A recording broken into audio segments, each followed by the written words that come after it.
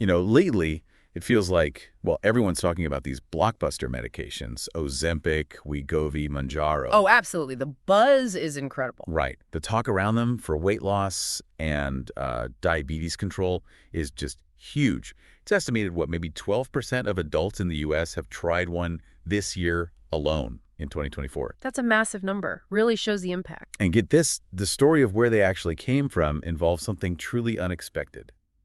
Lizard venom. It sounds almost like science fiction, doesn't it? But it's amazing how something that sounds so, well, far-fetched can lead to such a significant medical breakthrough. Totally. And you're right. For you, our listener, this deep dive is all about getting the real story. Whether you're personally curious about the science, maybe know someone using these drugs, or just want to understand what everyone's talking about. Yeah, cut through the hype. Exactly. We're going to explore the history, the research, and how they're impacting us today. Exactly. Our mission today is really to give you a clear and hopefully easy to understand overview. We're going to look at the origins of GLP-1, how these major drugs were developed, how they actually work their magic in the body. The science bit. Right, the science bit. Yeah. And what the clinical trials tell us, the safety aspects, and even the policy discussions that are bubbling up now. It covers a lot of ground. It does. And just so you know, this is actually our third deep dive into health hacks here on the channel. Yeah. We really enjoy, breaking down these complex health topics. Okay, so let's go right back to the beginning then. The discovery of GLP-1 itself. What's fascinating here is this concept of incretin hormone. Incretins, right. Yeah. These are basically signals produced by your gut, and they play a really key role in telling your pancreas to release insulin after you eat a meal. Okay, so it's like a communication system. Precisely. Think of it. Your gut isn't just digesting food. It's actively signaling to your pancreas to help control blood sugar. That insight was, well, crucial. It paved the way for these drugs. Okay, let's unpack this. So even before these specific medications, scientists knew there was something special happening in our bodies when we ate that helped manage blood sugar. And in the 1970s, a researcher over in Denmark, Jens Juul Holst, he made a really important observation. He saw the gut was producing something he called enteroglucagon, right? That's right. And this hinted at a new hormone being involved in this whole process. Exactly, a piece of the puzzle. And around the same time, over here in the U.S. at Mass General, Joel Hebner was doing some pretty groundbreaking work cloning the gene for glucagon. Oh, But interestingly, he kind of unexpectedly discovered that the same gene also held the code for two other peptides. the hidden message. Sort of. They eventually named them GLP-1 and GLP-2. And these drugs we're talking about, they are peptides, by the way, basically just small chains of amino acids. Right, the building blocks. Building blocks of proteins, yeah. It was like finding something extra hidden inside something you thought you understood. Okay, this is where it gets really interesting for me. Because then, in the mid-1980s, you have Daniel Drucker, who was a young researcher working with Hebner and Holst. The key players. They really started to figure out what this GLP-1 actually did. They found out that when we eat, special cells in our intestines release GLP-1 into the bloodstream. And this GLP-1 then does a whole bunch of amazing things. It tells the pancreas to release insulin. But crucially, only when blood sugar is high. Right, glucose dependent. And it suppresses another hormone, glucagon, and it even slows down how quickly food leaves our stomach. Exactly. So connecting this to the bigger picture, GLP-1 is basically the body's way of saying, okay, food's arrived, let's get those blood sugar levels under control. Makes sense. But what was particularly significant, especially looking back now, was the finding that GLP-1 also acted on the brain.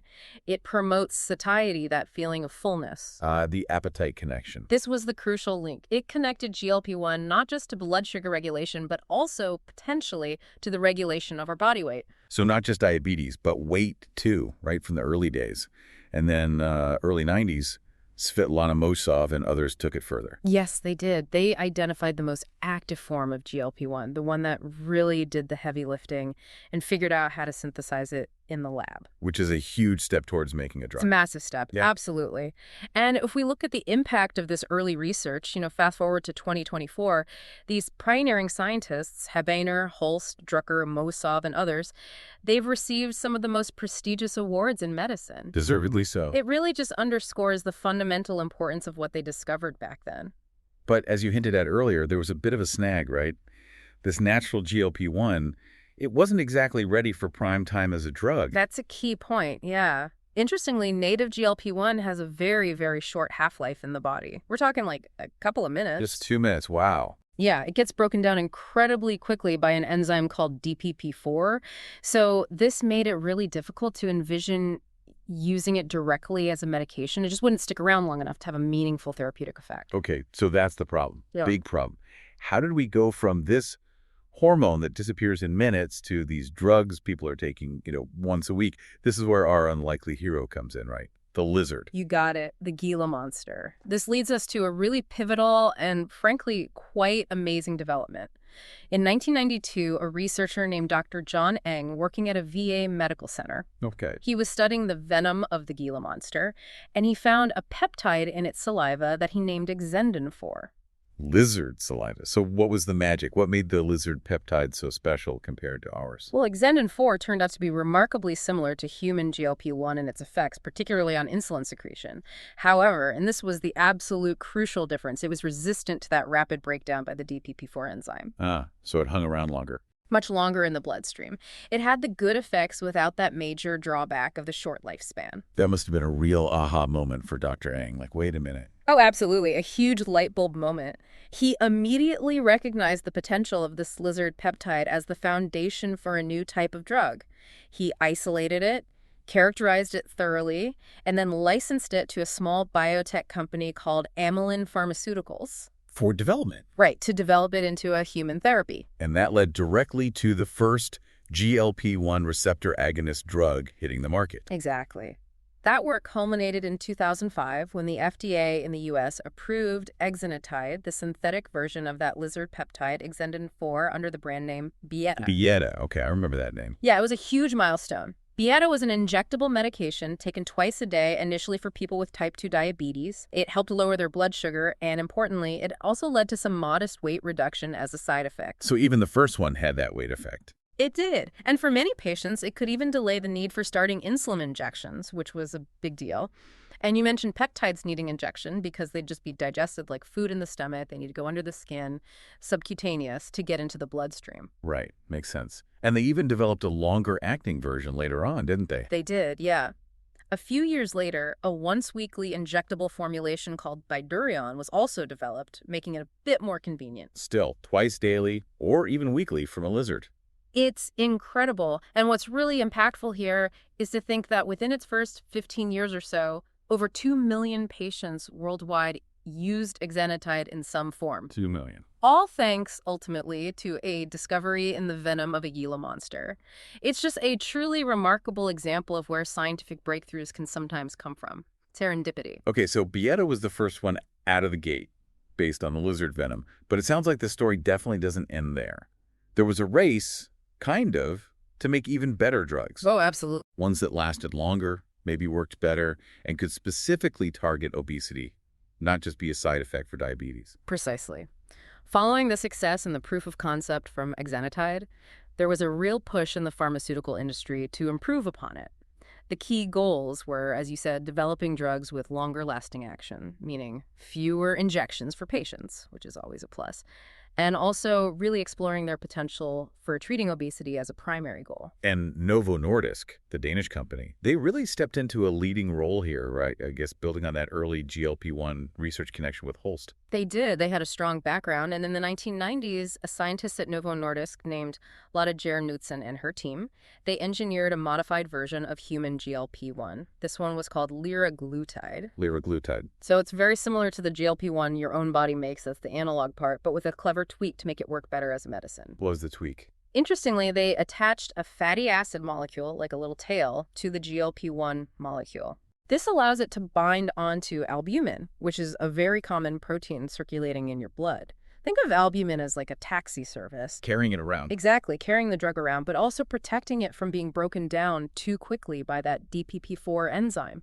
This clever modification made it much more resistant to degradation in the body. So lasted longer. Much longer, resulting in a drug that only needed to be injected once a day. So a step up in convenience from Byetta's twice daily. Yeah. And this liraglutide, that became Victoza. That's correct. Victoza was approved in the U.S. in 2010 specifically for treating type 2 diabetes. It offered that more convenient once-daily dosing, and generally, studies showed slightly better efficacy in lowering blood sugar compared to exenatide at the time. Okay, but here's the key thing, right? The weight loss. Exactly. Here's the crucial point. During the clinical trials for Victoza, the researchers consistently observed that patients were losing weight. Not just a little bit, but around 5 to 7% of their body weight on average. Which is noticeable. Definitely noticeable. And this observation sparked Novo Nordisk to specifically investigate its potential not just for diabetes, but for obesity itself. And that led to another approval, specifically for weight loss this time. It did. In 2014, a higher dose of that same molecule, liraglutide, was approved under the brand name Saxenda, and this was for chronic weight management. Saxenda. This was a really significant milestone because it was the very first GLP-1 drug approved for treating obesity in individuals who didn't necessarily have type 2 diabetes. Wow. So liraglutide really opened the door to treating obesity directly with this class of drugs. That's a big shift. And then it seems like a whole bunch of other GLP-1 analogs started popping up in the 2010s, each with their own little twist. Yes, it was definitely a period of intense innovation and competition in the field. We saw the development of that exenatide extended release by Durion, the once-weekly version. Right. Then there was lixacenidide brand names Lixumia or Adlixin, which was actually a shorter-acting analog, given once daily. Eli Lilly entered the fray with dulaglutide, marketed as Trulicity. Trulicity, yeah, I've heard of that one. That was a once-weekly GLP-1 that was cleverly fused to part of an antibody molecule, which is a way to make it last much longer in the body. And there was also another one called albiglutide, Tanzium, another weekly option, although it didn't seem to have quite as strong a weight loss effect compared to others and was eventually withdrawn from the market. Okay, so lots of different approaches trying to get that longer action and good efficacy, but then came semaglutide, which really seems to be the one that, well, changed the game again. Massively. Absolutely. Semaglutide, also developed by Novo Nordisk, truly represented a significant leap forward. It's a very potent GLP-1 analog structure-wise. It's about 94% similar to our own human GLP-1. Very close. Very close. But with some key modifications, again, designed to make it last much longer, allowing for just once-a-week injection. It was first approved in 2017 for type 2 diabetes under the name Ozempic. Ozempic, the name everyone knows now. Pretty much. And it showed really impressive glucose control in trials with quite significant reductions in HbA1c levels, that key marker of long-term blood sugar. What kind of reductions are we talking? Often in the range of 1.5 to 1.8% reductions in HbA1c, which is substantial. And alongside that, notable weight loss was seen even in the diabetes patients, around 5 to 10 kilograms, or roughly 11 to 22 pounds on average. And then they even cracked the code for a pill version. That's Rybelsus, right? Yes, that was another major step. In 2019, oral semaglutide, Rybelsus, got approved. This was a huge achievement because, as we've discussed, these peptide drugs usually need injection to bypass digestion. Right. How did they manage it? Rybelsus uses a special molecule, an absorption enhancer, that basically helps shuttle semaglutide across the lining of the stomach into the bloodstream before it gets destroyed. It was the first GLP-1 drug that could be taken as a pill. Incredible. But the real, cultural phenomenon has been the high-dose version of semaglutide for obesity, Wegovy. That's right, Wegovy. It contains a higher dose of semaglutide, 2.4 milligrams weekly, compared to the typical Ozempic doses for diabetes. It was approved in the U.S. in 2021 specifically for the treatment of obesity. And the results were, well, pretty staggering. Truly unprecedented for a weight loss medication. The clinical trial program, called STEP, showed that over 68 weeks, people with obesity lost, on average, around 15% of their body weight. 15%. Compared to what? Placebo. Compared to just 2 to 3% loss in the placebo group, the difference was massive. And this level of weight loss wasn't just incremental. It started approaching levels previously only really seen with bariatric surgery. That is a paradigm shift. It really was. These results were so significant that Wegovy instantly became a game changer in how doctors and the public thought about treating obesity. 15% is potentially life-changing weight loss for many people, getting close to surgical results without surgery. And now, hot on its heels, we have tirzepatide, the latest big player on the scene. Tirzepatide, yes. Developed by Eli Lilly, it's indeed the latest major entrant, and it's generating a lot of excitement for a good reason. It's what's called a dual agonist. Dual agonist, what does that mean? It means it activates not just the GLP-1 receptor, like the drugs we've been discussing, but also another important incretin hormone receptor called GIP, or glucose-dependent insulinotropic polypeptide. So hitting two targets instead of one. Exactly. And this dual action seems to lead to even greater effects synergistically on both blood sugar control and on weight loss. How much better? Are there direct comparisons? Yes, there have been head-to-head clinical trials comparing tirzepatide directly against semaglutide. And these trials showed that tirzepatide resulted in significantly greater reductions in HbA1c and more body weight loss compared to the highest approved dose of semaglutide for diabetes. So it really looks like a step up again in terms of sheer effectiveness. The data strongly indicates that yes, tirzepatide was first approved for type 2 diabetes in 2022 under the brand name Mounjaro. Mounjaro. Got it. And then, following really impressive results from its obesity trial program called SURMOUNT, it received FDA approval specifically for chronic weight management in late 2023 in the U.S. under the brand name Zepbound. Zepbound. So Mounjaro for diabetes, Zepbound for obesity, but the same drug inside. Correct. Different names, different dosing, perhaps for different indications. And the weight loss seen in those SURMOUNT trials has been truly astonishing. We're talking average weight loss of up to 21, maybe even 22% on the highest dose over about 72 weeks. 21%. That's deep into bariatric surgery territory. It absolutely is. With nearly half the people on the highest dose in one key trial losing at least 20% of their body weight, this really positions tirzepatide as perhaps the leading edge of the next generation of these incretin-based therapies.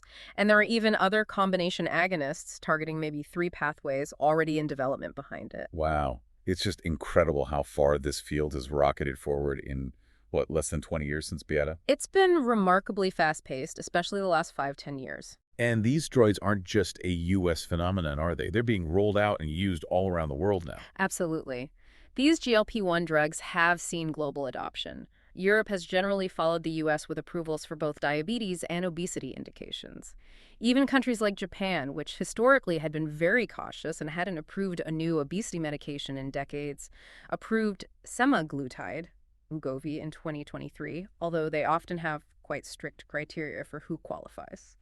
Interesting. And China. China is another major market. They've now approved both semaglutide as Wegovy and tirzepatide for long-term weight management just recently in 2024. And there are even local Chinese companies developing their own versions. This widespread regulatory acceptance really highlights the global recognition of the significant benefits these therapies offer for major public health issues like diabetes and obesity. Okay, so we know these drugs mimic our natural GLP-1 hormone, and tirzepatide hits GIP too. But can you break down a bit more exactly how they work in our bodies? What are the key mechanisms behind these impressive effects we're seeing? Certainly. So as the name suggests, GLP-1 receptor agonists work by binding to and activating the GLP-1 receptors found on various cells in our body, essentially mimicking or boosting the action of our natural GLP-1. One of the primary actions, especially relevant for diabetes, is enhancing glucose-dependent insulin secretion from the pancreas. The smart insulin release you mentioned. Exactly. The drug tells the pancreas beta cells to release more insulin, but importantly, it only does this when blood sugar levels are elevated, typically after a meal.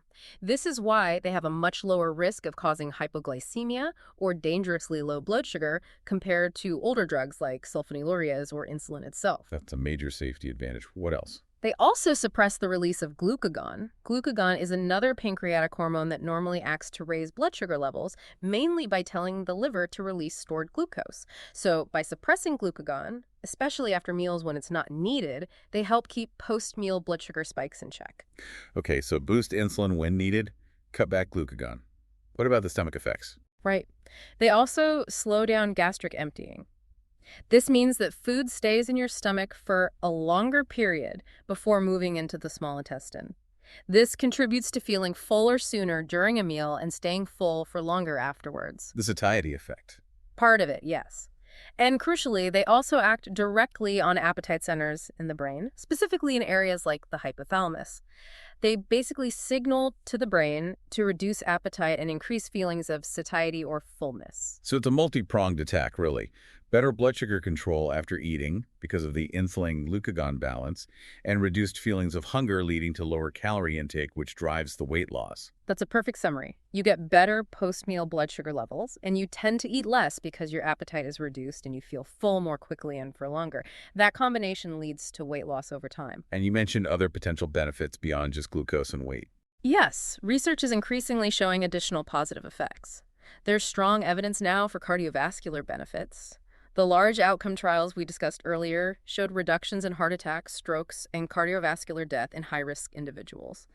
The exact mechanisms are still being fully worked out, but might involve effects on blood pressure, cholesterol, inflammation, and maybe even direct effects on the heart and blood vessels. Fascinating. Any others? There's also emerging data suggesting potential benefits for kidney health, possibly slowing the progression of diabetic kidney disease. And research is ongoing into potential anti-inflammatory effects and even neuroprotective effects, though the latter is still quite early stage, mostly in animal models for conditions like Alzheimer's or Parkinson's. Wow, quite a range. We touched on this before, but just to reiterate, why do most of them have to be injected? It really comes down to their chemical structure. As peptides chains of amino acids, they are essentially proteins, if you were to swallow them in a standard pill. Your stomach would just digest them. Exactly. The enzymes in our digestive system, designed to break down the proteins we eat, would break down the drug before it could be absorbed into the bloodstream and have its effect. That's why the vast majority are delivered via subcutaneous injection, a small needle under the skin, usually in the abdomen, thigh, or upper arm, either daily or, more commonly now, weekly. And the exception is oral semaglutide, Rybelsus. Right. That uses that special formulation with an absorption enhancer called SNAC to protect the peptide and help a small fraction of it get absorbed through the stomach lining. And how are these complex molecules actually made? It doesn't sound simple. No, it's quite sophisticated pharmaceutical manufacturing. The techniques can vary depending on the specific drug's size and complexity. Smaller peptide molecules, like the original exenatide, can sometimes be made through complex chemical synthesis, basically building the amino acid chains step by step. Okay. But for the larger analogs, or the really complex ones like dulaglutide, Trulicity, which is fused to an antibody fragment, they are typically produced using recombinant DNA technology. Like how insulin is made. The very similar principle, yes. You insert the gene for the desired protein into host cells, often bacteria or yeast or mammalian cells, turn them into little factories, grow them up in large bioreactors, and then purify the protein product. And a lot of the cleverness is in making them last longer in the body, right? The modifications. Yeah, absolutely. A huge amount of molecular engineering goes into optimizing these molecules for stability and duration of action. We talked about attaching that fatty acid tail to liraglutide and semaglutide that helps them bind to albumin in the blood, which acts like a reservoir and protects them from rapid breakdown by the DPP-4 enzyme. Other strategies involve making small substitutions in the amino acid sequence to make the peptide itself inherently more resistant to DPP-4, or fusing it to larger molecules like antibodies, as in dulaglutide. All these tricks extend the half-life from minutes for natural GLP-1 to days for the once-weekly drugs. And the delivery devices themselves, the pens, they seem pretty user-friendly these days. Yes, a lot of effort goes into designing the injector pens to be as simple and painless as possible for patients to use at home. Pre-filled pens, simple dial-up dosing, very fine needles, it all helps with adherence. And that brings us back one last time to oral semaglutide. That SNAC technology sounds like a really big deal for the future. It really is potentially transformative. That absorption enhancer, sodium caprolate, SNAC, works by temporarily altering the environment in the stomach and increasing the permeability of the cells lining the stomach, allowing a small amount, maybe around 1% of the semaglutide peptide, to sneak across into the bloodstream. Only 1%. That sounds tiny. It is low bioavailability, yes, but the dose of semaglutide in the Rybelsus tablet, typically 7 milligram or 14 milligrams daily, is high enough that even that small percentage getting absorbed is sufficient to reach therapeutic levels in the blood and have the desired clinical effect. So you just put a lot more in the pill to start with. Essentially, yes. And this successful development is really exciting because it demonstrates proof of concept. It opens up the possibility for developing oral formulations of other peptide drugs in the future, not just for diabetes or obesity, but maybe for other conditions too. Overcoming the challenge of oral peptide delivery would be a massive game changer for patient convenience and acceptance. Definitely something to watch. Okay, so we understand the mechanism now. Let's dig into the clinical trial evidence. How effective are these drugs really when put to the test, starting with type 2 diabetes? Well, right from the beginning with exenatide and liraglutide, the clinical trials showed very clearly that GLP-1 agonists are highly effective at lowering blood glucose levels in people with type 2 diabetes. How do they stack up against other diabetes meds? In numerous head-to-head trials, they've consistently shown greater reductions in HbA1c, again, that key measure of long-term blood sugar control compared to placebo, and often compared to commonly used oral diabetes medications like metformin or sulfonylureas, or even DPP-4 inhibitors. Better than those. Often, yes, in terms of the magnitude of HbA1c reduction. For example, early studies with exenatide typically showed reductions around 0.8 to 1% point compared to placebo. Liraglutide pushed that a bit further, maybe 1.1 to 1.5%. And the newer ones. Semaglutide, tirzepatide. Even more potent, semaglutide Ozempic regularly demonstrates HbA1c reductions in the range of 1.5 to 1.8%, sometimes even exceeding 2% in certain populations or trials.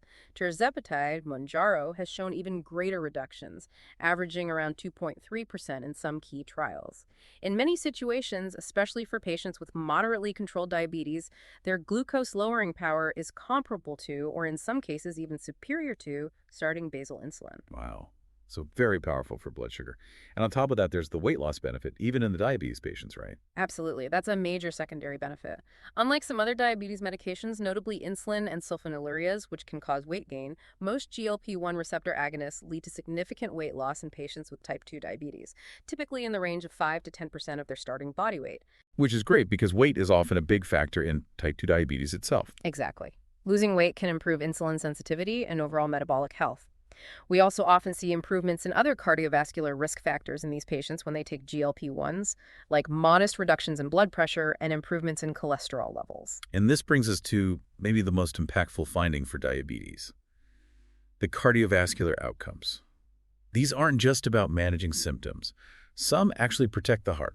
This is a critical point, yes. Starting in the mid to late 2010s, regulatory agencies required large, long-term cardiovascular outcome trials, or CVOTs, for new diabetes drugs to prove they were safe for the heart. Okay. What emerged from these trials for several GLP-1 agonists was not just safety, but actual cardiovascular protection. Trials like LEADER for liraglutide, Victoza, SUSTAIN 6, and PIONEER 6 for semaglutide, Ozempic Rybelsus, and REWIND for dulaglutide, Trulicity. What do they show?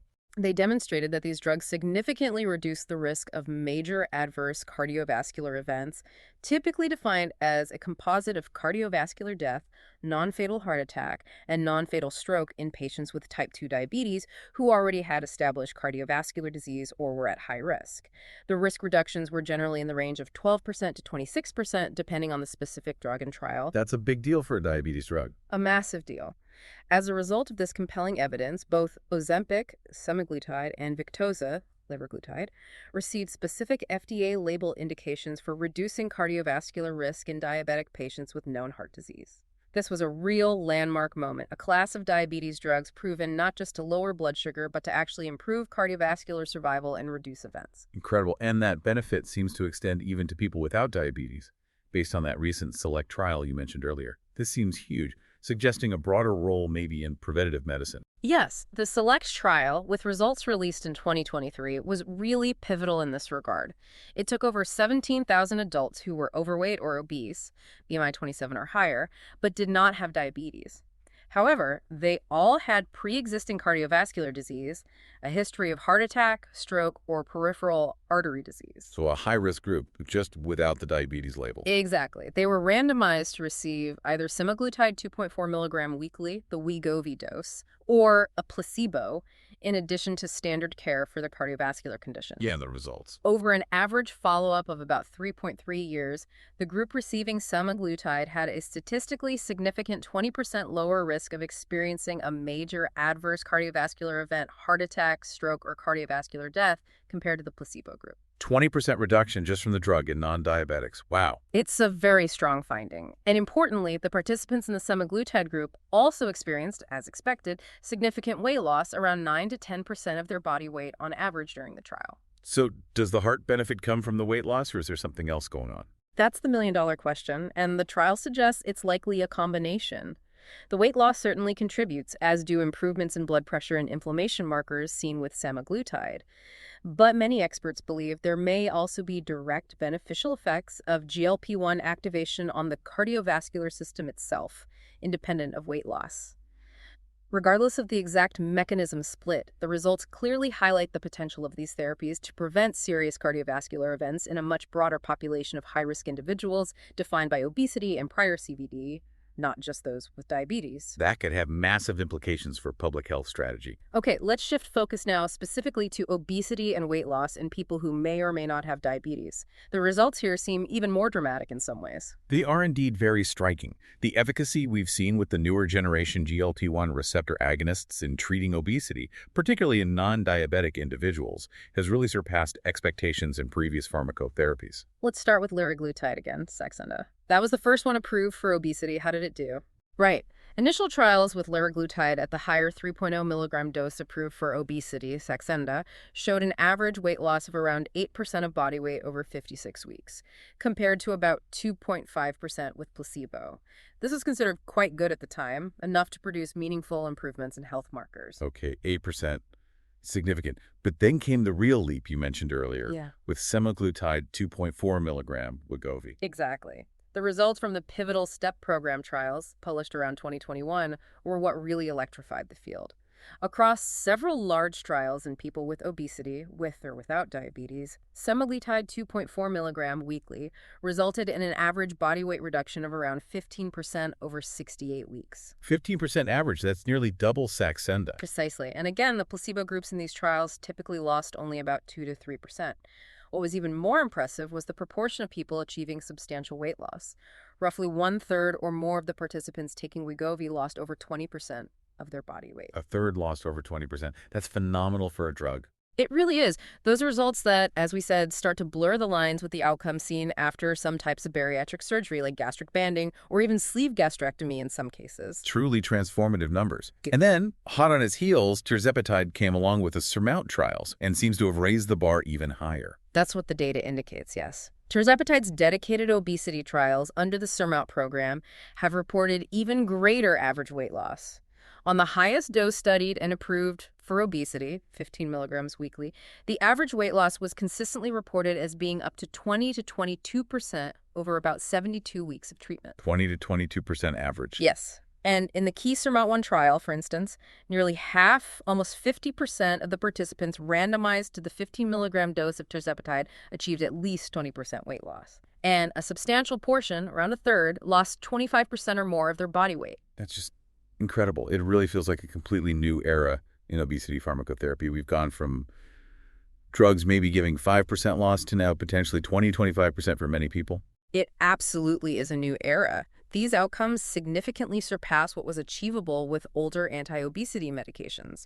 And importantly, alongside this profound weight loss, patients in these trials consistently experience significant improvements in cardiometabolic risk factors, better blood pressure, improved lipid profiles, reductions in liver fat, better physical function, and reported improvements in quality of life.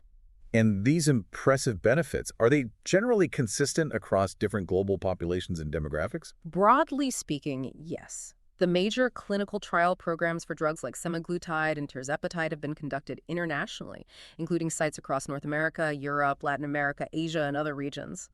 And the efficacy in terms of percentage weight loss has generally been quite consistent across these diverse populations. What about specific groups, like Asian populations who sometimes have different BMI considerations? That's a good question.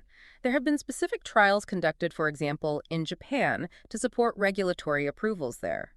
These trials have shown similar percentage weight loss benefits, even though the average starting BMIs in those populations might be slightly lower than in Western cohorts. The relative effect seems consistent. And within the U.S., do we see similar effects across different ethnic groups? The large U.S. trials have included diverse ethnic groups, and generally the efficacy appears consistent. However, as we'll likely discuss later, there can be significant disparities in access and uptake of these medications in real-world settings across different racial and socioeconomic groups. But the biological potential seems similar. Okay. And the research isn't stopping there. They're looking at other patient groups, too. Definitely not stopping. Yeah. Researchers are actively exploring the potential of GLP-1 RAs in several new areas. There's been strong trial data now for adolescents with obesity, showing significant weight loss with both liraglutide and semaglutide, leading to approvals in that age group. That could be really important. Very important. There's also a lot of interest in non-alcoholic fatty liver disease, or AFLD, which is strongly linked to obesity and diabetes. Studies are showing these drugs can reduce liver fat and inflammation.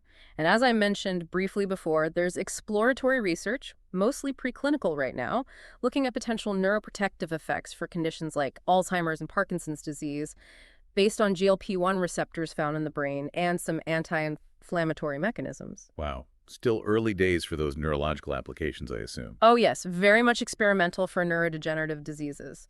But it highlights the broad physiological roles of the GLP-1 system and the potential reach of these therapies beyond just glucose and weight. Okay, so the effectiveness data is clearly very impressive, bordering on revolutionary for obesity. But no drug is without potential downsides. Well, let's talk about the side effects and the overall safety profile. What do people need to be aware of?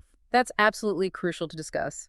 Like all effective medications, GLP-1 receptor agonists do come with a side effect profile. By far, the most common side effects are gastrointestinal in nature. Nausea, vomiting. Exactly. Nausea is very common, especially when starting the medication or increasing the dose. Vomiting, diarrhea, constipation, and sometimes abdominal pain or discomfort are also frequently reported. Are these usually severe? Do they go away? For most people, these GI side effects are rated as mild to moderate in intensity. They often tend to be worst during the initial weeks of treatment or after a dose escalation, and they usually improve or resolve over time as the body adapts. However, for some individuals, they can be persistent or bothersome enough to lead them to discontinue the medication. That slow gastric emptying we talked about, which helps with fullness, can be a double-edged sword. It helps satiety, but can also contribute to feelings of prolonged fullness, bloating, or indigestion, sometimes called dyspepsia. And there were some concerning reports in media recently about very severe stomach issues, like gastroparesis. Yes, there have been anecdotal reports and some case studies emerging, particularly in 2023, describing rare instances of severe gastroparesis, essentially, paralysis of the stomach leading to intractable nausea and vomiting in patients taking these drugs. Regulators are actively monitoring this, but it appears to be a rare event currently. Still, it highlights that the effects on gut motility can be profound in some individuals. Okay. What about other common side effects besides the GI ones? Some people report headache, fatigue, or dizziness, particularly early on. Injection site reactions like redness or itching at the spot where the drug is injected can occur, though they seemed more common with the earlier drugs like exenatide. And the risk of low blood sugar? Hypoglycemia, you said was low. Yes, when GLP-1 agonists are used alone as monotherapy or in combination with drugs that don't independently cause hypoglycemia, like metformin, the risk of low blood sugar is very low. That's because of their glucose-dependent mechanism. However, if they're used in combination with medications that can cause hypoglycemia, such as sulfonylureas or especially insulin, Then the risk goes up. then the risk of hypoglycemia definitely increases. So when adding a GLP-1 agonist to insulin or a sulfonylurea, it's often necessary to reduce the dose of the other medication proactively to prevent lows. Careful blood sugar monitoring is key in those situations. Makes sense. Now, there have been some more specific safety concerns investigated over the years. What about pancreatitis? That was a worry early on. It was. Around 2013-2014, there was considerable scrutiny following some early reports suggesting a possible link between incretin-based drugs, including GLP-1 RAs and another class called DPP-4 inhibitors, and an increased risk of pancreatitis, or inflammation of the pancreas, and even pancreatic cancer. Scary stuff. What did the investigations find? Extensive reviews of clinical trial data and large observational studies were conducted by regulatory agencies like the FDA and EMA. Their conclusions generally were that the data did not confirm a causal link or a significantly higher rate of pancreatitis or pancreatic cancer associated with these drugs compared to what you'd expect in a similar population of patients with diabetes who already have a higher baseline risk. So the link wasn't proven. Not definitively proven as causal in the large analyses. However, pancreatitis has been reported in patients taking GLP-1 RAs, both in trials and post-marketing. So the prescribing information typically advises caution in patients with a prior history of pancreatitis and recommends discontinuing the drug if pancreatitis is suspected. The risk seems low, but it's something clinicians remain aware of, especially with long-term use. Okay. Another one that always comes up is thyroid tumors. What's the story there? Right. This stems from findings in preclinical studies, specifically in rodents. Studies with liraglutide, semaglutide, and some other GLP-1 RAs showed that long-term, high-dose exposure led to an increase in thyroid C-cell tumors, including a rare type called medullary thyroid carcinoma, MTC, in rats and mice. Tumors in rats. Does that translate to humans? That's the key question. Rodents have many more GLP-1 receptors on their thyroid C cells than humans do, making them potentially more susceptible to this effect from chronic stimulation. Importantly, large clinical trials and long-term observational studies in humans have not shown an increased risk of MTC or other thyroid cancers in patients using these drugs. Human ATC is very rare overall. But there's still a warning, right? Yes. Because the theoretical risk based on animal data couldn't be completely ruled out, especially for that rare MTC, the FDA requires a boxed warning, their strongest type on most GLP-1 RAs. This warning advises against using the drug in patients with a personal or family history of MTC, or in those with a rare genetic condition called multiple endocrine neoplasia syndrome type 2, MNN2, which predisposes them to MTC. So avoid in those specific high-risk individuals. Exactly. Clinicians generally avoid prescribing these drugs in that small subset of patients. But for the general population without that specific risk, thyroid cancer has not emerged as a significant safety concern based on the extensive human data accumulated so far. Good to know. What about gallbladder issues? I've heard that mentioned too. Yes, there appears to be a slightly increased risk of gallbladder-related problems like gallstones, cholelithiasis, or gallbladder inflammation, cholecystitis, observed in some clinical trials, particularly those involving significant weight loss. Is it the drug itself or the weight loss? It's thought to be primarily an indirect effect related to the rapid weight loss itself, rather than a direct toxic effect of the drug on the gallbladder. Rapid weight loss through any means, diet, surgery, medication, is known to increase the risk of gallstone formation. So it's likely a consequence of the drug's effectiveness in promoting weight loss. Okay. And effects on the eyes. Diabetic retinopathy. This was an interesting finding that came out of the SUSTAIN-6 cardiovascular trial for semaglutide. In that specific trial, there was a higher rate of complications related to diabetic retinopathy damage to the blood vessels in the retina observed in the semaglutide group compared to placebo. That sounds concerning. Why would that happen? The leading hypothesis is that this wasn't a direct toxic effect, but rather a consequence of the very rapid improvement in blood sugar control seen with semaglutide in patients who had pre-existing, often poorly controlled, diabetic eye disease. It's known that sometimes a very quick drop in high blood sugar can temporarily worsen retinopathy in the short term. So like the eye adjusting too quickly. Something like that. Subsequent analyses and other trials haven't consistently shown this effect to the same degree. However, current guidelines generally advise caution when initiating these potent drugs in patients who already have significant diabetic retinopathy and very high blood sugar levels. Close ophthalmologic follow-up is recommended for those individuals. Okay, that makes sense. Now, a newer topic of debate seems to be around muscle loss and body composition changes. What's the concern there? Right, this has become a hot topic recently. When people lose weight, especially rapidly, they typically lose a combination of fat mass and lean body mass, which includes muscle. The concern with very effective weight loss drugs, like the newer GLP-1 agonists, is whether they might lead to a disproportionate loss of muscle mass compared to fat mass. Why is losing muscle a problem? Losing too much muscle can be detrimental for several reasons. It can lower your metabolic rate, making it harder to keep weight off long term.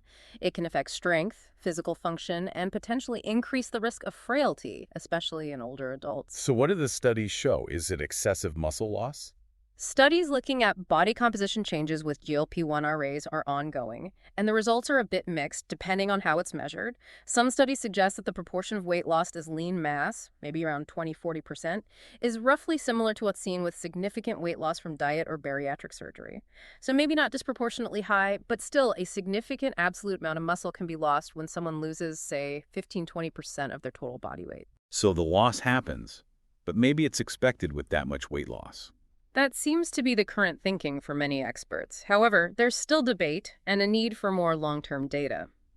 The key takeaway is that preserving muscle mass during weight loss is important. What can people do about it? The strong recommendation from experts is to combine these medications with lifestyle measures. particularly regular resistance exercise, like weightlifting or body weight exercises, to stimulate muscle maintenance and growth, and ensuring adequate dietary protein intake. Some recent articles, like one on AOL.com citing studies, emphasize this combination approach. So it's not just about the drug. Exercise and nutrition are crucial partners to ensure the quality of the weight loss. Quality, not just quantity. Good point. Finally, what about psychological effects? There was some noise about a potential link to depression or suicidal thoughts. Yes, in 2023, European regulatory agencies initiated a review after receiving a small number of post-marketing case reports suggesting a possible link between GLP-1 agonists and thoughts of self-harm or suicide. What did that review conclude? After examining the available evidence, including clinical trial data and real-world reports, the European Medicines Agency, EMA, concluded that there was no clear causal association established between these drugs and an increased risk of suicidal thoughts or actions. They noted that depression and suicidal ideation can unfortunately occur in the context of obesity and its management itself, and the data didn't support the drugs being the primary driver. So, no causal link found. Not based on the evidence reviewed so far. However, as a precaution, prescribing information in some regions now advises clinicians to monitor patients for any changes in mood or the emergence of suicidal thoughts. It's something clinicians remain attentive to, recognizing the underlying mental health challenges that can sometimes accompany obesity. Okay, so putting it all together, the side effects are mainly GI, usually manageable. There are specific warnings for rare conditions like MTC history or maybe caution with retinopathy. And the muscle loss aspect highlights the need for exercise and protein. Overall, how do experts view the safety profile? Generally, considering the significant benefits these drugs offer for controlling type 2 diabetes and promoting substantial weight loss, and the serious health risks associated with uncontrolled diabetes and obesity, the overall safety profile of GLP-1 receptor agonists is considered acceptable and favorable for most appropriate patients. Millions of people have used them now. Exactly. We now have millions of patient years of exposure, especially to the earlier agents. And so far, no unexpected, crippling long-term safety signals have emerged across the class. The side effects are definitely real, and they lead some people to stop treatment. But for many others, the benefits for their metabolic health, cardiovascular risk, and quality of life appear to outweigh the manageable downsides, provided they are used appropriately under medical supervision. That seems like a reasonable balance. Yeah. Now, these drugs haven't just stayed in the clinic or medical journals. They've exploded into public consciousness, pop culture, social media, in a way few prescription drugs ever do, especially Ozempic and Wegovy. Yeah. Why do you think that happened? A huge part of it, undoubtedly, is the sheer effectiveness for weight loss, combined with high-profile attention. When reports started surfacing, maybe around 2022, 2023, about celebrities potentially using these drugs for weight management and showing noticeable results. Like Elon Musk tweeting about Wegovy. Exactly. That kind of thing, plus the visual nature of weight loss, made it a very compelling story for traditional media, and especially for social media. You saw the rise of the hashtag Ozempic hashtag on platforms like TikTok, accumulating hundreds of millions, maybe even billions of views by now. Billions. Wow. What were people sharing? All sorts of things. Personal weight loss testimonials, before and after pictures, discussions about side effects, tips, controversies. There was even the so-called Ozempic challenge and discussions about Ozempic face, the facial changes that can happen with rapid weight loss. It just went viral in a way that's very unusual for a diabetes medication. And this intense public fascination and demand had real-world consequences, right? Like shortages. Absolutely. The skyrocketing demand, particularly for Wegovy, semaglutide for obesity, and also for Ozempic being used off-label for weight loss before Wegovy was widely available or covered. People using the diabetes drug for weight loss. Right. This surge in demand completely overwhelmed the supply chains, leading to widespread global shortages of both Ozempic and Wegovy throughout much of 2022 and 2023. This had a serious negative impact, as many people with type 2 diabetes who relied on Ozempic for glucose control suddenly couldn't get their prescriptions filled. That must have caused a lot of anxiety and disruption. Did regulators step in? Yes, regulatory bodies and health authorities in several countries took action. For instance, Australia temporarily restricted new Ozempic prescriptions mainly to patients with diabetes to protect the supply. Warnings were issued in Europe, like in France and the UK, reminding doctors about appropriate prescribing, discouraging off-label promotion, and urging caution to ensure access for diabetic patients. What did the manufacturers say? Novo Nordisk? Novo Nordisk publicly stated they didn't support or promote off-label use of Ozempic for weight loss and emphasized the importance of reserving it for its approved indication. They also announced massive investments like $1.6 billion back in 2022 and billions more since, specifically aimed at expanding their manufacturing capacity to try and meet the unprecedented demand for semaglutide. So the public reception has been this real mix then. Huge enthusiasm for many who see life-changing results, but also caution, criticism. Definitely a mixed bag. You have immense enthusiasm from patients and doctors witnessing transformative weight loss and health improvements, but you also hear significant caution and sometimes criticism, concerns about it being a quick fix, debates about medication versus traditional diet and exercise, moralizing about taking the easy way out, and worries about the drugs being used primarily for cosmetic reasons by people who aren't significantly overweight. There's also the whole Ozempic face discussion feeding into vanity concerns. How does that contrast with how obesity medicine specialists view these drugs? Most obesity medicine specialists tend to view obesity as a complex, chronic disease, influenced by genetics, biology, environment, not just willpower. From that perspective, having powerful new medical tools like GLP-1 agonists to treat this disease is seen as a major breakthrough, analogous to using medications to treat high blood pressure or high cholesterol. They see it as treating the underlying pathophysiology, not just a lifestyle issue. And pharmaceutical marketing has played a role too, presumably. Oh, certainly. Especially in the U.S., you see extensive direct-to-consumer advertising for drugs like Ozempic and Wegovy. They think of the catchy Ozempic jingle. That definitely increases public awareness and patients asking their doctors about it. There's also significant marketing targeted at physicians, sponsoring medical education, funding patient advocacy groups, lobbying efforts, etc. And the celebrity factor just amplifies everything. It does. Whether celebrities openly admit using the drugs, like Musk did, or face speculation and denials, it keeps the drugs in the headlines and fuels public curiosity. So it feels like GLP-1 agonists achieve this incredibly unusual level of name recognition for a prescription drug, especially one initially for diabetes. Absolutely. And this has led to a real push from medical professionals and health organizations for better patient education, emphasizing that these are serious medications for treating specific health conditions, diabetes, obesity with related health problems, not casual weight loss aids. Stressing the importance of using them under medical supervision due to the side effects and necessary monitoring, and focusing on health improvement over purely cosmetic goals. Do you think this intense spotlight might have any positive effects, maybe reducing stigma? That's a potential silver lining some experts point to. The widespread conversation, despite some of the hype and controversy, has arguably increased public discussion about obesity as a treatable medical condition. It might be helping to destigmatize the use of medication as a legitimate tool for weight management alongside diet and exercise, shifting the narrative away from just personal failure towards recognizing the biological complexities. That could be a positive outcome in the long run. An interesting perspective. Let's track back to the official side of things. Can you give us a quick timeline of some of the key regulatory approvals just to see the progression? Sure. Hitting the major milestones, mostly in the U.S. 2005, exenatide Byetta approved for type 2 diabetes, the first GLP-1 RA. Okay, the lizard drug. Exactly. 2010, liraglutide Victoza approved for type 2 diabetes, once daily option. 2012, exenatide extended release by Durion approved, the first once weekly. More convenience. Right. 2014, this was a big year. Dulaglutide Trulicity approved for type 2 diabetes, another weekly.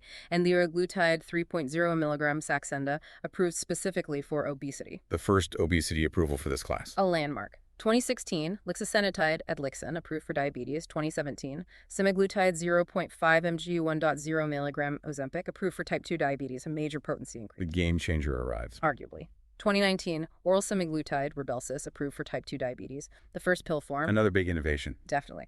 2021, semaglutide 2.4 milligram Wegovy approved for obesity. This really fueled the explosion in interest due to the 15% weight loss results. The one everyone talks about for weight loss. Pretty much. 2022. Tirzepatide Mounjaro approved for type 2 diabetes, the first dual GLP-1 GIP agonist. The next generation. That's the view. Late 2023. Tirzepatide gets its obesity approval in the U.S. under the name Zepbound. Also, Wegovy gets approved for obesity in Japan around this time, 2024. Both Wegovy and tirzepatide for obesity gain approval in China. And looking ahead. We're anticipating potential EMA approval for tirzepatide for obesity, maybe in 2025. And of course, newer combination drugs are moving through clinical trials, so the pipeline is still very active. So regulators seem generally supportive, but keeping a close eye on things? That sums it up well. They recognize the significant unmet need and the strong efficacy data, especially for obesity. But they remain vigilant regarding safety monitoring, like that EMA review in 2023, which ultimately reaffirmed a positive benefit-risk balance. They're also concerned about appropriate use. That whole issue of indication creep, like Ozempic being widely used off-label for weight loss before Wegovy was readily available, definitely caused some regulatory discomfort. There's now a stronger focus on ensuring these drugs are prescribed according to their approved indications and criteria, like specific BMI thresholds plus comorbidities for the obesity approvals. Right, using them for the intended patients. Now, this brings us squarely to a huge issue: health policy and economics. These drugs are incredibly effective, but they also come with a very hefty price tag. What are the implications for access and healthcare budgets? This is arguably the biggest challenge surrounding these medications right now. The list prices in the U.S. are often around $1,000 to $1,300 per month per patient. Given the sheer number of people potentially eligible based on diabetes and obesity rates, the potential budget impact for healthcare systems, governments, insurers, employers is enormous. Let's talk about the U.S. specifically. What's the situation with insurance coverage? Hasn't Medicare been a barrier for obesity treatment? Historically, yes, a statute passed back in 2003 specifically excluded coverage of drugs used for weight loss from Medicare Part D. While Medicare covered these drugs for diabetes, it wouldn't cover the same drug if prescribed solely for obesity. That seems odd. It created a significant barrier. And because many private insurance plans tend to follow Medicare's lead on coverage policies, this often resulted in limited or no coverage for anti-obesity medications in the private sector as well, or requiring very strict criteria like a high BMI, often 30 or more, plus related health conditions, and needing prior authorization. But is that changing? There seems to be a lot of pressure now. There is immense pressure. Advocacy groups, medical societies, and patients have been pushing for years. We started seeing some large employers voluntarily choosing to add coverage for Wegovy and similar drugs to their health plans by 2023. And then a potentially major shift happened in late 2024. What is that? The Biden administration, through the Centers for Medicare and Medicaid Services, CMS, issued guidance suggesting that Medicare Part D plans could cover these anti-obesity medications like Wegovy or Zepbound, specifically when used to treat obesity in patients who also have established cardiovascular disease. Linking it to these select trial results. Treating obesity to reduce heart risk. Exactly. It was a reinterpretation suggesting that if the drug is used to manage obesity and reduce the risk of another covered condition, like heart attack or stroke, then it could potentially be covered. It's not a full reversal of the old statute, but a significant potential workaround. What impact could that have? If widely adopted by Part D plans, it could open up access to an estimated 7 million or more Medicare beneficiaries, plus potentially influencing Medicaid coverage as well. It's a huge potential expansion. But the cost? What's the political reaction? It's complex. There's excitement about improving health, but major concerns about the cost impact. Estimates suggest it could add tens of billions to Medicare spending over a decade and significant costs for Medicaid, too. There's likely to be pushback and debate over the budget implications. The counterargument, of course, is about potential long-term savings from preventing costly complications of obesity like heart attacks, strokes, diabetes progression, knee replacements, etc. Is there legislation trying to address this more directly? Yes. For years, there's been bipartisan support for bills like the Treat and Reduce Obesity Act, TROA, or the newer Deal with Obesity Act, which would explicitly remove that old Medicare exclusion and allow coverage for FDA-approved anti-obesity medications and potentially other services like intensive behavioral therapy. These bills haven't passed yet, but the pressure continues to build. So the U.S. situation is evolving but still complex. What about internationally? How do other countries handle coverage? It varies tremendously. Access is definitely not uniform globally. In the UK, for example, the National Institute for Health and Care Excellence, NAC, which advises the NHS, has endorsed Wegovy, but with quite specific restrictions. What kind of restrictions? Generally, it's recommended only for patients with a very high BMI plus at least one weight-related comorbidity. It has to be prescribed within a specialist weight management service, and crucially, the initial recommendation was for a maximum treatment duration of only 2 years. Only 2 years. Why? That reflects their cost-effectiveness analysis and perhaps a hope or aim to see if patients can maintain weight loss after stopping the drug, though we know rebound is common. It highlights the cost pressures even in publicly funded systems. Other European countries are also grappling with reimbursement decisions. Denmark and Norway have limited coverage, often requiring significant patient copays. Coverage for the diabetes indication is generally better across Europe than for the obesity indication. And in lower-income countries? Access is extremely limited in most emerging economies and low-income countries, primarily due to the high cost. This raises major global health equity concerns as obesity rates are rising worldwide. Are there strategies to address that? Generics? These are complex biologic drugs, so traditional generic competition is trickier than for small molecule pills. It requires biosimilar development, which is expensive. There's discussion about potential tiered pricing strategies from manufacturers or maybe local manufacturing partnerships like we're seeing emerge in places like India or China, potentially developing their own domestic GLP-1 agents like mazdutide or local liraglutide versions, which could eventually drive down prices through competition. But widespread affordable access globally is still a major hurdle. Affordability and cost-effectiveness seem to be the crux of the issue everywhere. They really are. Independent bodies that evaluate cost-effectiveness, like the Institute for Clinical and Economic Review, ICR, in the U.S., have analyzed these drugs. Their 2022 analysis, for example, concluded that Wegovy was likely not cost-effective at its launch price for broad use in obesity, unless the price was substantially reduced, maybe by 40–50%, or if it was targeted only to the very highest-risk patient subgroups. So the value's there, but the price is too high for the system to bear for everyone eligible. That's the fundamental economic challenge. Treating potentially tens of millions of adults with obesity with a drug costing over $10,000 a year per person puts immense strain on healthcare budgets. Insurers are actively exploring ways to manage these costs, strict prior authorization criteria, step therapy, requiring trying cheaper options first, negotiating rebates with manufacturers, sometimes placing lifetime caps on coverage. This brings us back to health equity. If access is determined by cost and insurance hurdles, who gets left behind? This is a critical concern. We know that obesity disproportionately impacts lower-income communities and certain minority populations in the U.S. and elsewhere. These are often the same groups who face more barriers to accessing healthcare in general, including specialists who might prescribe these drugs and who may have insurance plans with less generous coverage or higher copays. Is there evidence this disparity is already happening? Yes, some early real-world analyses in the U.S. have shown, for example, that Black and Hispanic patients are less likely to be prescribed GLP-1 agonists compared to white patients, even after adjusting for factors like insurance status and baseline health. Reasons are complex, could be less access to specialists, lower rates of insurance approval, affordability of copays, maybe implicit bias in prescribing. So these powerful drugs could actually worsen health disparities if access isn't equitable. That is the significant risk. If only the wealthy or those with the best insurance can readily access these highly effective treatments, it could absolutely widen the already existing gaps in obesity rates and related health outcomes. Is there anything being done to counter that? There's increasing advocacy focused specifically on health equity and access to obesity care. Some states are taking steps to expand Medicaid coverage for anti-obesity medications. Community health centers and programs are exploring ways to integrate these therapies into care for underserved populations.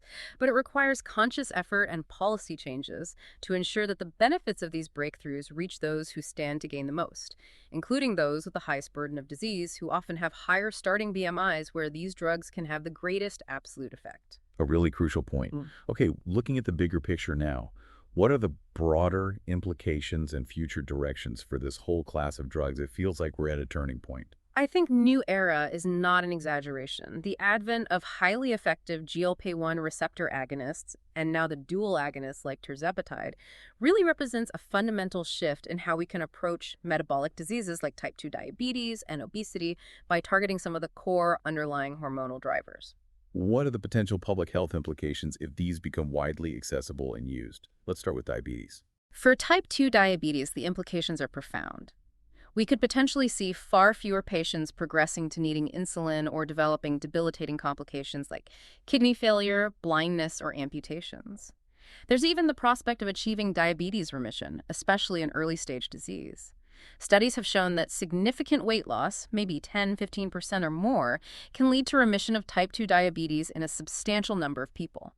These drugs now make that level of weight loss achievable for many more individuals without surgery. So potentially reversing diabetes for some. That's the hope and emerging possibility, yes. For obesity, the impact could be equally massive. These drugs offer a powerful tool, an adjunct to lifestyle changes. They aren't a magic bullet diet, and exercise remain crucial, and currently the drug usually needs to be continued long-term to maintain the weight loss. The rebound effect is real if you stop. Very real for most people. But the degree of weight loss achievable now with pharmacotherapy represents a paradigm shift compared to older non-surgical options.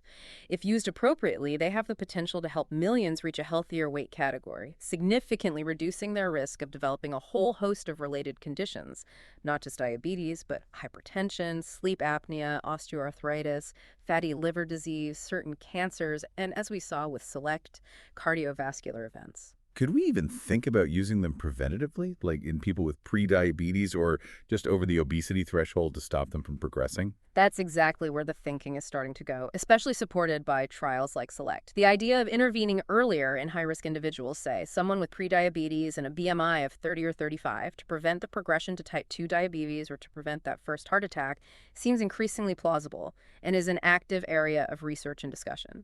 How do these drugs fit in with other approaches? Lifestyle changes, surgery. They are best seen as working synergistically with other measures. Combining GLP-1 RAs with intensive lifestyle intervention programs, focused diet, exercise, behavioral support, likely yields the best results. There's also research looking at combining them with other drug classes, like SGLT2 inhibitors, which also have diabetes and heart benefits, or using them before or after bariatric surgery. And as we discussed, the importance of incorporating exercise, especially resistance training, alongside these drugs to optimize body composition is critical.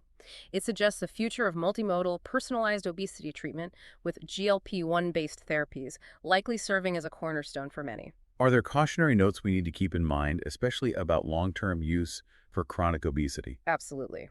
While the medium-term data up to 3 to 5 years looks promising, we still lack truly long-term data, say 10 years or more, on continuous use for obesity. Questions remain about potential long-term adaptations in the body, nutritional impacts, effects on muscle and bone health over decades, and as mentioned, the significant weight regain that occurs if the medication is stopped. Is obesity something that needs lifelong treatment like high blood pressure, or could these drugs reset things? That's a key debate and an active area of research. The dominant view currently leans towards obesity being a chronic, relapsing condition that likely requires long-term management, potentially including lifelong medication for many, similar to hypertension or high cholesterol. However, some researchers are exploring whether a period of significant pharmacologically induced weight loss might, in some individuals, allow for a kind of metabolic reset, enabling better long-term maintenance off medication, perhaps with continued lifestyle support. We don't have definitive answers yet. And the pharmaceutical industry isn't standing still, right?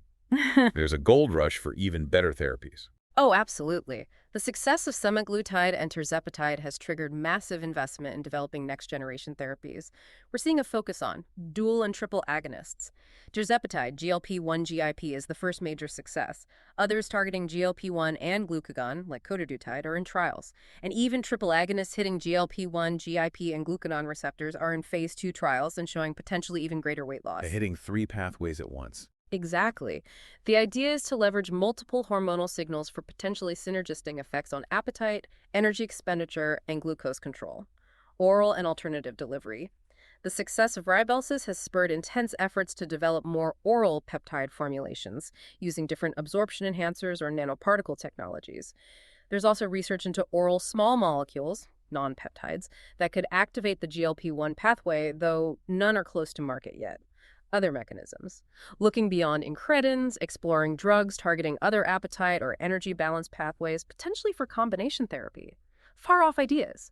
Things like gene therapy approaches to maybe increase the body's own GLP-1 production, or ways to modulate the gut microbiome to boost natural GLP-1 levels. These are much more futuristic. Personalized medicine. Research trying to identify genetic markers or baseline hormone levels that might predict who will respond best to which drug, allowing for more tailored therapy in the future. So the pace of innovation is likely to continue. What's the critical implication for society and how we integrate all this? A key hope is that these breakthroughs will continue to reduce the stigma associated with obesity and seeking treatment. That we move towards recognizing obesity as a complex medical condition deserving of evidence-based care, including medication when appropriate, just like we treat high cholesterol to prevent heart disease. encouraging earlier intervention rather than waiting for severe complications to develop. but balanced with that challenge of ensuring equitable access. Absolutely. The challenge remains huge. How do we ensure that these powerful and potentially life-changing treatments are accessible and affordable to all the patients who could benefit, particularly those in underserved communities who often carry the highest burden of disease? Preventing these drugs from becoming solely accessible to the wealthy and well-insured is paramount to avoid widening health inequities. That's why the ongoing policy debates around coverage and costs are so critical. And the macroeconomic impact. It's massive. The market for obesity drugs alone is projected to potentially exceed $100 billion annually within the next decade. This huge market potential is what's driving the intense R&D investment, which is good for innovation. But it also raises fundamental questions about the sustainability of healthcare systems if a large percentage of the population requires these expensive medications long term. Finding a balance between incentivizing innovation and ensuring affordable, sustainable access is the tightrope policymakers and society need to walk. It's an incredible story. It really is. The journey of GLP-1 receptor agonists, from the initial discovery of a gut hormone to lizard venom insights, to becoming a major force in modern medicine for diabetes and now obesity, is a remarkable testament to the power of translating basic science discoveries into impactful therapies. Their use needs to be guided by evidence, focused on patient safety and well-being, and critically pursued in a way that promotes health equity. If we can get the access and application right, they truly may herald a new chapter in preventing and managing chronic metabolic disease. Jordan, after diving deep into all that today, it's just undeniable that these GLP-1 drugs are a really significant, maybe even revolutionary development in how we understand and treat both diabetes and obesity. Absolutely, Jenny. It's been a truly fascinating journey to trace, hasn't it? From those initial basic science discoveries about gut hormones, right through to the global phenomenon we see today. It really has. A wild ride from lab benches to lizard venom to social media fame and billionaire endorsements. You couldn't make it up, really, including the complexities like the off-label use issues and the shortages. Exactly. And I think for you, our listener, the key takeaway after exploring all this is that while the science is amazing and the potential is transformative, it's definitely not a simple miracle cure. That's right. They are powerful tools, but not perfect. No medication is one size fits all. So keep asking questions, maintain a balance of hope and healthy skepticism, and crucially, always, always talk to your doctor or a qualified healthcare professional about what's right for your individual health situation. Don't just rely on TikTok or celebrity news.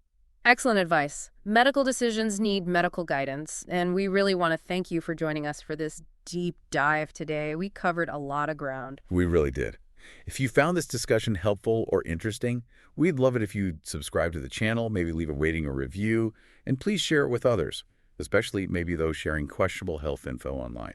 Help spread good information. Until next time, stay healthy, stay curious, and stay skeptical. Bye for now. Goodbye, everyone. And here's a final thought to leave you with. As these incredibly powerful weight loss and metabolic medications become potentially much more widespread, how do you think they will ultimately reshape not just individual health, but our societal understanding of weight, health, personal responsibility, and maybe even our relationship with food and our bodies in the coming years? Something to ponder.